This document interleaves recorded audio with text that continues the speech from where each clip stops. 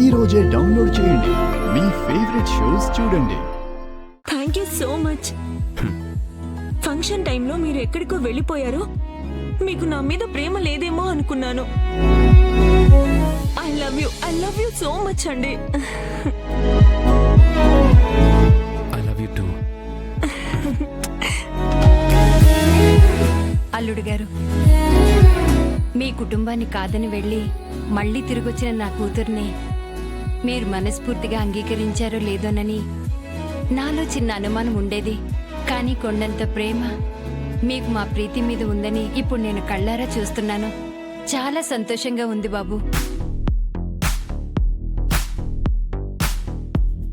ఏంది ఈ యాపిసీనా? ఇది కాదు కదా కాన్సెప్ట్.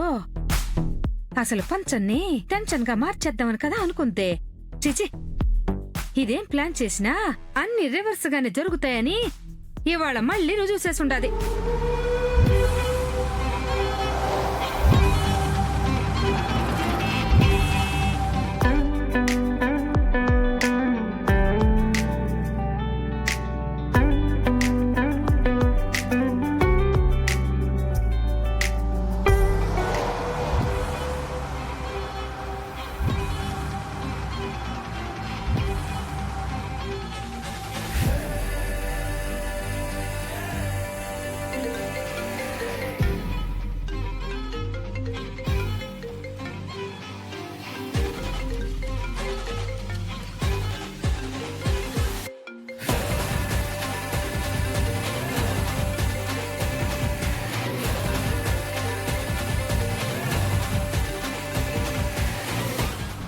హలో అత్తయ్య గారు, నేను గట్క సరిగ్గా చేరుకున్నాను.